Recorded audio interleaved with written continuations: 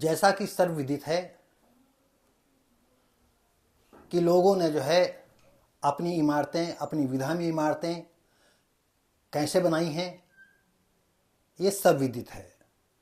और हमारे बीच में जो नैना गौतम हैं, इन्होंने जो है कुछ ऐसी स्थितियां रहीं, पारिवारिक परिवेश ऐसा रहा, सबसे प्रशंसा के और पात्र इनके परिवार के लोग रहे, इनके भाई हैं, बाप हैं और कुल के लोग हैं, जिन्होंने नैना गौतम के कदमों को कभी रोका नहीं। और कक्षा 6 में, इससे पहले शायद कक्षा 6 से पहले में थी। हाँ, कक्षा 6 में तो करीब 11-12 साल की आप हो जाएंगे। हाँ, थर्ड या फोर्थ ऐसे हाँ, समथिंग था। थर्ड ईयर फोर्थ में जो है ये स्टूडेंट थी और उस समय से ही जो है इस विधा में पदार्पण किया। और इनकी विद्वता को सबसे पहले आंका पूरे इलाके के, पूरे प्रांत के या इंडिया के सर्वोपर लल्लू वाजपेयी, जो आल्हा गायकी में सर्वश्रेष्ठ थे, जिनका नाम पूरी इंडिया में था।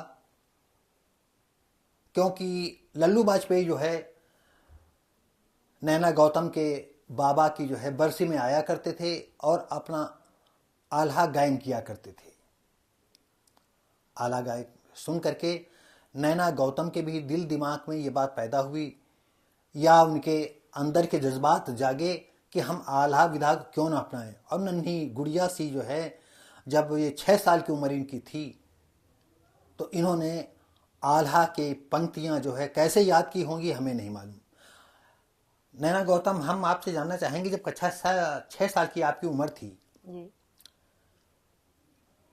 तो आपको उन पंक्तियों को याद करने के लिए कितना परिश्रम करना पड़ा था?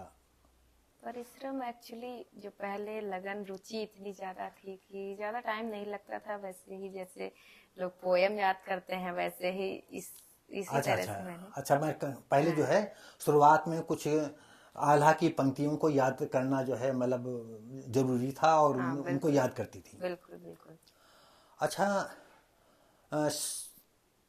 आपकी जो पापा थे या घर के और लोग थे, जो बड़े भाई लोग थे, उन लोगों ने जब आपको नन्ही मुन्नी गुड़िया के तौर पर देखा और आल्हा गायकी के तौर पर आपने कुछ पंक्तियां उनको सुनाई या आपने हम जोली में बच्चों को, लड़के लड़कियों के बीच में आल्हा गायकी सुनाती होंगी शुरुआती दौर में? नहीं, एक्चुअली उनको क्या समझ ही में नहीं आएगा क्या है ये। जो जो समझने वाले हैं वो तो मेरी फैमिली ही समझेगी ना ये क्या है। अच्छा अच्छा और जो बच्चे, उनको क्या समझ में आएगा। मुझे समझ में आता था एक्चुअली, हम सुनते थे उसको। और जो अन्य बच्चे हैं उनको समझ में नहीं आएगा, तो उनको सुनाने का क्या मतलब है। अच्छा अच्छा, मतलब जो भी आपने सुनाया तो अपने परिवार हाँ, को मेरी सुनाया, फैमिली। अपने परिवार। इसके बाद ये जो है आपकी आल्हा गायकी धीरे धीरे करके जो है आप चलती गई और इस अंधेरे समाज की बेड़ियों को चीरते हुए, अंधेरों को चीरते हुए आसमान की बुलंदी तक आज तक पहुंच गई। अब आपका जो है नाम समाज के लिए कोई अनभिज्ञता के तौर पर नहीं है, अंधेरे में नहीं है। आज सारी दुनिया जान रही है, या सारा देश जान रहा है, या सारा हमारा बुंदेलखंड और यूपी जान रहा है कि नैना गौतम क्या है। तो इस सिलसिले में हम और आपसे ये जानना चाहेंगे कि इसके साथ आपकी पढ़ाई कुछ हो पाई कि आप सिर्फ आला गायकी करती नहीं रही? नहीं नहीं, बिल्कुल मेरी पढ़ाई चल रही, वैसे ही चल रही जैसे पहले चल रही थी। इस टाइम भी अच्छा पढ़ाई अच्छा, चल तो रही है। इस समय आपकी कौन सा क्लास कर रही हैं? इस टाइम मेरा नर्सिंग चल रहा है, जीएनएम नर्सिंग। अच्छा, जेएनएम नर्सिंग चल रहा है। अच्छा, ग्रेजुएशन आपका कंप्लीट हो गया है? नहीं नहीं, डायरेक्ट जीएनएम नर्सिंग कर रहे अच्छा, डायरेक्ट इंटर के बाद? हैं। ये तो बड़ी खुशी की बात है।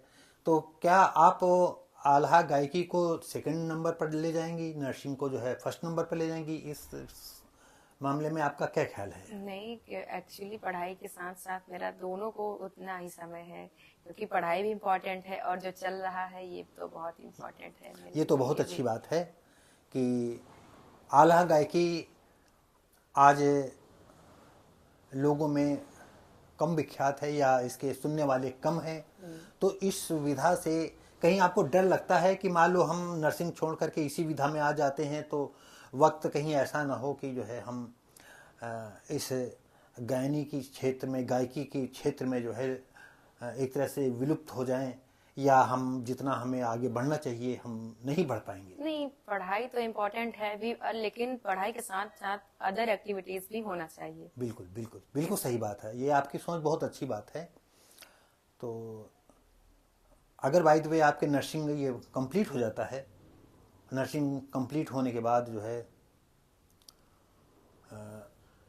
आपकी ज्वाइनिंग की नौबत आएगी। तो ज्वाइनिंग अगर होगी तो आप ज्वाइनिंग कहाँ करना चाहेंगी? क्योंकि पहली ज्वाइनिंग तो जो है इंटीरियर में देते हैं, कहीं मतलब दूर सुदूर जिलों में देते हैं। कोई भी सरकारी कर्मचारी के लिए पहले दूर भेजते हैं। नहीं सही है। तो ऐसी स्थिति में जो है क्या ड्यूटी और आला गायकी को दोनों ये विधा को संभाल पाएंगे आप? एक्चुअली ये तो टाइम पे डिपेंड करता है, उस हाँ, समय का क्या माहौल होगा। ये तो अच्छी बात है। तो मुझे बड़ी खुशी की बात है कि अच्छा, और हम ये जानना चाहेंगे कि जो लल्लू वाजपेयी हैं जी। आपको जो है कैसे कैसे किन रास्तों पर किन मोड़ों पर जो है आप पर बरदस्त रखा और कैसे कैसे जो है आपको रास्ते पर चलने के लिए जो है प्रेरित किया? क्योंकि गुरु का मान देना ये बहुत बड़ा पद होता है। क्योंकि आपने सुना होगा कि हम जिस समाज से ताल्लुक़ रखते हैं या आप जिस समाज से ताल्लुक़ रखते हैं उसी समाज की एक बात विवाद का तो ऐसा कोई नहीं है, लेकिन फिर भी हम वो उल्लेख करना चाहेंगे कि हमारे समाज में एक एकलव्य हुए हैं। जी बिल्कुल। और एकलव्य आदिवासी थे, और आदिवासी एक लड़का था और वो काले कलूटे, या ये समझ लो कि उनको वो बचपन से उनको इतनी संपन्नता नहीं होती थी, तो जाड़ा है बरसात है गर्मी उनके माँ बाप झेलते झेलते उन बच्चों को पालते थे। लेकिन कहते हैं कि विधा जो है किसी की बाप की बपौती नहीं है या किसी जात की बपौती नहीं है, और एकलव्य में भी आपकी ही तरह जुनून पैदा हुआ होगा। उस जमाने में एकलव्य के दिल दिमाग में भी ये जुनून पैदा हुआ होगा कि हम जो है द्रोणाचार्य को गुरु बगैर बना लें तो धनुधर हो जाएंगे और दुनिया में मेरा कोई शानी नहीं होगा, मेरी कोई बराबरी करने वाला नहीं होगा। ये सोच करके एकलव्य द्रोणाचार्य जी के पास जाते हैं। तो उस जमाने में द्रोणाचार्य जब पैर ही जाकर के छूते हैं एक काले कलूटे या सांवले बच्चे को देख करके, वो दुत्कारते बोले, अरे तू क्यों, ये नीच कौम मेरे पैर क्यों छू लिया, कैसे छू लिया? दुत्कारते हुए उससे कहते हैं, क्यों तूने मेरे पैर छू लिया? वो हाथ जोड़ता है, पैर छूने का प्रयास करता है तो पीछे हट जाते हैं। वो कहते हैं हम आपसे धनुष विद्या सीखना चाहते हैं। तो कहा, नीच पापी, तुझको मैं धनुर्धर मतलब बनाऊंगा, आपको मैं धनुष विद्या सिखाऊंगा, भाग यहां से। उसने कहा मैं आपको गुरु मान चुका हूं। तो कहा गुरु मान चुका, भाग यहां से। अपने मातहतुन लोगों से कहा कि उसको भगाइए यहां से। लोगों ने उसको धुतकार करके भगा दिया। लेकिन कहते हैं कि जहां चाह वहां रहा। एकलव्य ने अपने घर के आसपास जंगल में एक मिट्टी की मूर्ति बनाई और द्रोणाचार्य को उन्होंने नाम दे दिया कि ये हमारे गुरु जी हैं, और उन्हीं के सामने ही धनुष विद्या का जो है अभ्यास करने लगा। और अभ्यास करते करते इतना पारंगत हो गया कि अर्जुन उसके सामने पानी भरने वाले थे। एक दिन द्रोणाचार्य अपने राज शिष्यों को लेकर के उसी के जंगल जहां पर एकलव्य ने अपने जो द्रोणाचार्य की मिट्टी का मूर्ति बनाई थी उसी के बगल से गुजर रहे थे। द्रोणाचार्य के पास एक कुत्ता था। कुत्ता इस बच्चे को देख करके भूखने लगा। तो जब भूखने लगा तो अचानक उसने ये नहीं देखा कि किसका कुत्ता है, और ऐसे तीर चलाए एकलव्य ने कि कुत्ते का जो है तीरों से मुंह भर गया और भूखना बंद हो गया। लेकिन उसको क्षति नहीं हुई कोई। हाँ, उसको कोई क्षति नहीं हुई। तो उसके शिष्यों ने कहा, अरे गुरुजी ये देखिए किसी ने बाण चलाए हैं, उसको कोई क्षति भी नहीं हुई, ऐसा कौन धनुर्धर है? अर्जुन का पहचान है और कौन धनुर्धर हो सकता है? तो कहा देखो। तो देखा कि एक बालक जो है सांवला सा और अपना धनुष विद्या का जो है अभ्यास कर रहा है। वो कहा, अरे तू नीच, तूने कुत्ते पर वार किया है? तो जाकर के साष्टांग प्रणाम किया। कहा हाँ गुरुजी। तो कहा तेरे गुरुजी कौन है? तू इतनी जो है धनुष विद्या में कैसे सफल हो गया? उसने कहा गुरुजी आप ही तो हैं हमारे गुरुजी। तो उन्होंने कहा मैंने तुझे शिक्षा नहीं दी। कहा आपने नहीं दी, लेकिन हमने आपकी प्रतिमा को बना करके ही आपको गुरु माना है और आपके सामने ही मैं धनुष विद्या का अभ्यास करता रहा। तो उन्होंने कहा अगर तू मेरे नाम को ले करके इतनी धनुष विद्या सीख ली है तो सारा श्रेय हमको जाता है, तो तूने गुरु दक्षिणा भी नहीं दी। तो कहा गुरुजी हाँ गुरु दक्षिणा नहीं दी, आप आज्ञा करें मैं गुरु दक्षिणा आपको दे दूंगा। अब द्रोणाचार्य की कुटिल नीति, उन्होंने कहा हमको जो है आप दाहिना अंगूठा दे दीजिए। हुआ ये कि उस बच्चे ने बगैर निसंकोच, बगैर कोई संकोच के, बगैर भय के कि हमें तकलीफ होगी क्या होगा, उसने अंगूठा करके दे दिया।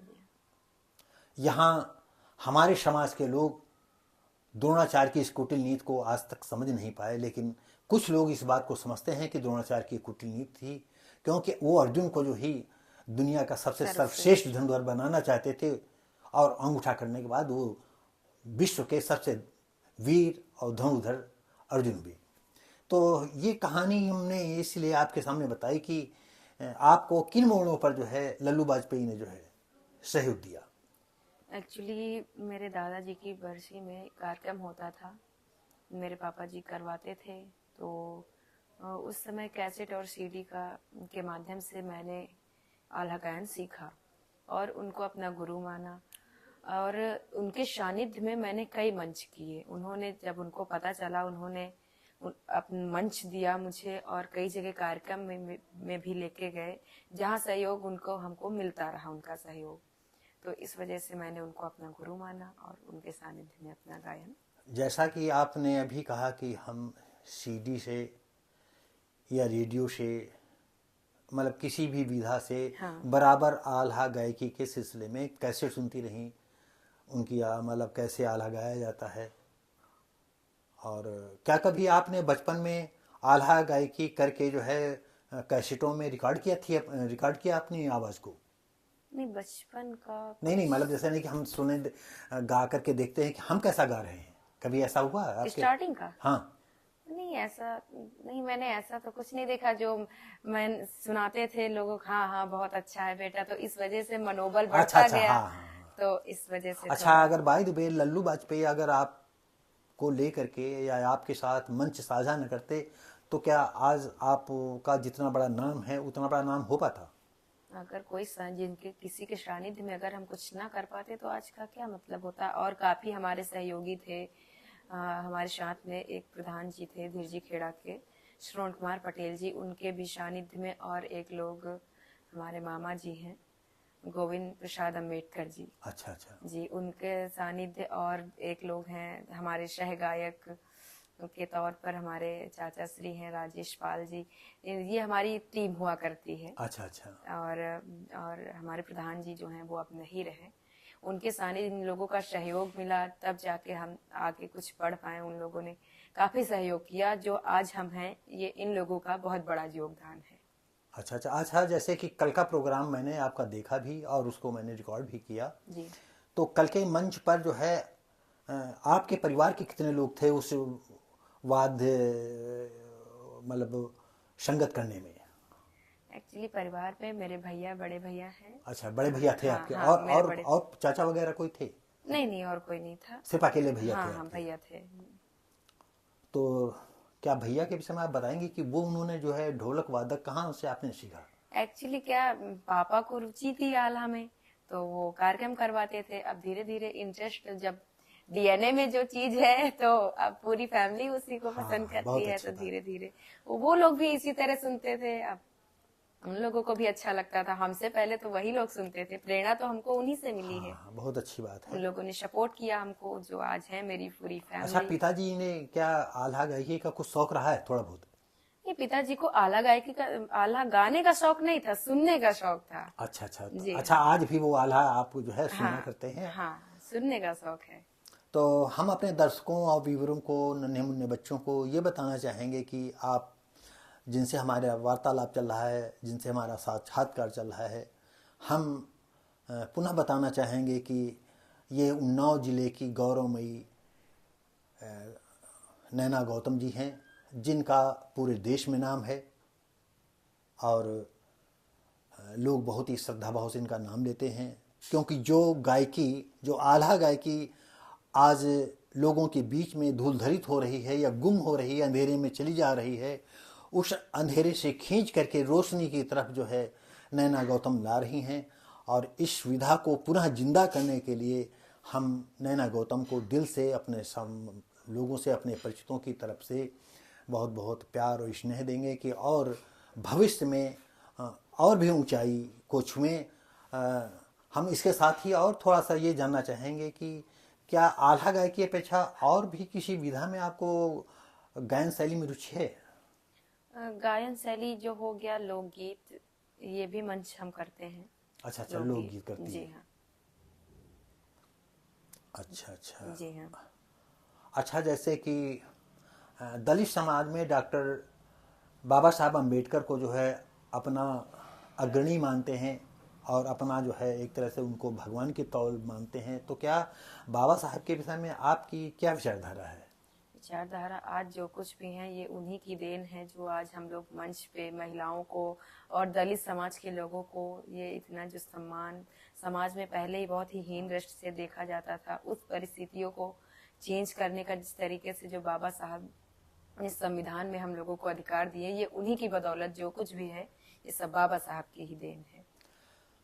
बहुत आपने सही कहा। ये सच है कि इस देश के लिए दलित की ही समाज की लड़कियों के लिए नहीं, औरतों के लिए नहीं, हिंदुस्तान के हर वर्ग की लड़कियों के लिए जो है बाबा साहब जो योगदान दे गए हैं, उस समाज का या हमारे उच्च समाज का, उस समाज की महिलाएं माने या न माने, लेकिन वो हर वक्त किसी न किसी रूप में उसकी ऋणी रहेंगी।